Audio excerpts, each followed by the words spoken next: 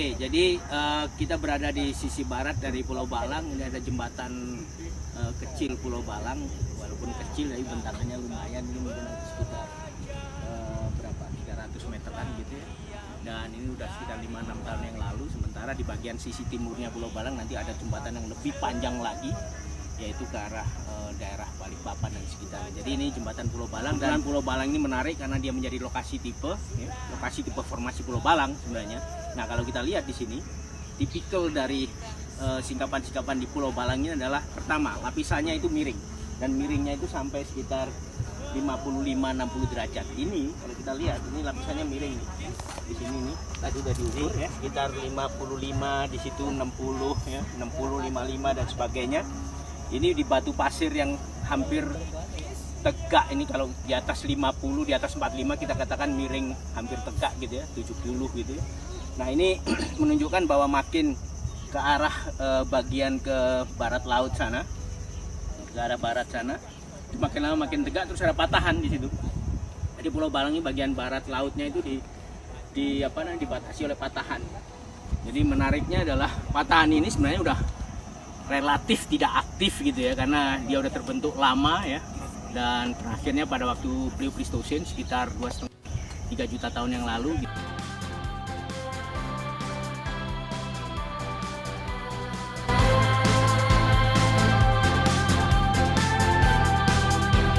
Sementara pusat pergerakan tektoniknya masih ada di selatan sana, misalnya di daerah Meratus itu masih ada sedikit aktivitas tektonik. Kemudian di daerah Teluk Adang itu masih ada sekitar aktivitas tektonik, dan jauh 400 km di utara sana itu di daerah Mangkaliat gitu ya.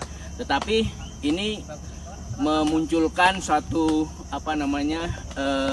fenomena geologi yang terkait dengan geologi teknik sebenarnya, yaitu bidang-bidang lemah. Karena selalu kalau kita punya lapisan-lapisan 50, 60, 70 derajat seperti ini, dia settingnya ada lempung, batu bara sedikit, di sini pasir, lempung lagi. Jadi ketika dia miring dan di cut and fill, kemiringannya itu sedemikian rupa sehingga kalau ada air masuk ke situ di antara bidang gelincir lempung dan pasir, maka dia akan longsor. Jadi mudah longsor, apalagi lempung-lempungnya misalnya mudah mengembang dan sebagainya. Nah, itu dari segi geologi teknik. Jadi satu hal ini menarik adalah dari segi pengembangan wilayah, geologi teknik dan lingkungan di sini, kita lihat bahwa jembatan ini dibangun di suatu lapisan yang di daerah yang hampir tegak gitu, menuju ke arah lama-lama ke tegaknya di daerah barat sana, mungkin sekitar setengah kilo sampai 1 kilo ke arah barat sana, di pinggiran Pulau Balangnya sendiri bagian barat laut.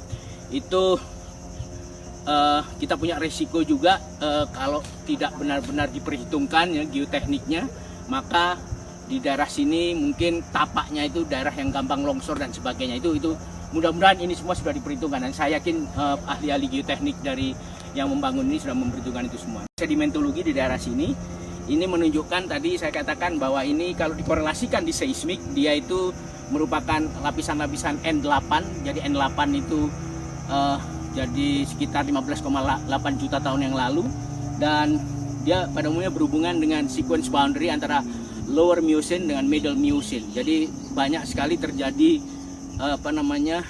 pengangkatan-pengangkatan dan juga penurunan muka air laut relatif gitu ya, sehingga banyak sekali didapatkan endapan-endapan yang disebut sebagai low stand deposit. Ini salah satu contoh dari low stand deposit, di mana kita punya sangat violent, jadi arus yang sangat kuat, belum sampai ke turbid gitu, tapi ini endapan sungai yang sangat kuat sekali, kemungkinan berhubungan dengan slope yang sangat tinggi. Kalau kita lihat di sini pada umumnya adalah endapan batu pasir, banyak sekali cross bedding, mega cross bedding. Tapi lihat nih bagian bawahnya ini ada slumping, ada flame structure ya, ada flame structure gini ya, dan ini flame structure ini kelihatan nih, shred.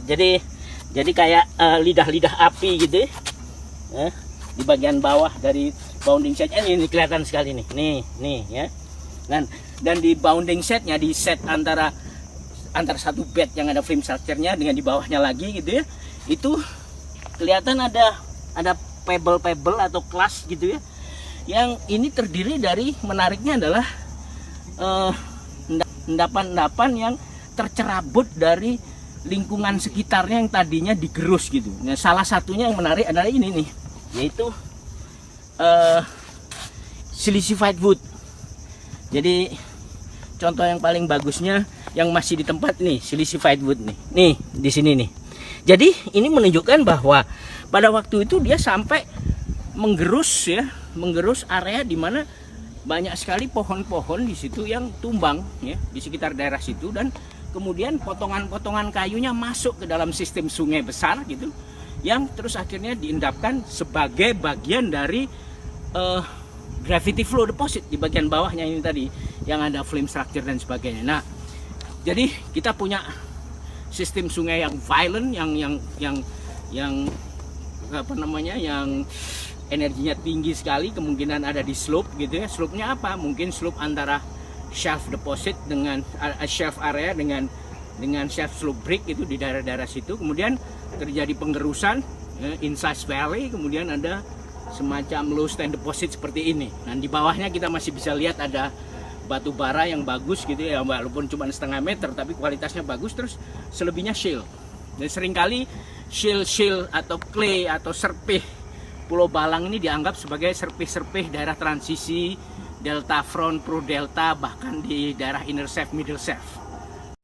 Maka dia akan terjadi penggerusan, terus sungainya bahkan masuk ke situ. Jadi insize pro delta area lah, kira-kira kayak gitu. Jadi ini yang menarik, dan jadi segi sedimentologi juga menarik karena banyak sekali feature-feature bagus di sini dalam konteks batu pasirnya. Di dalam konteks petroleum system juga bisa jadi reservoir ini ya.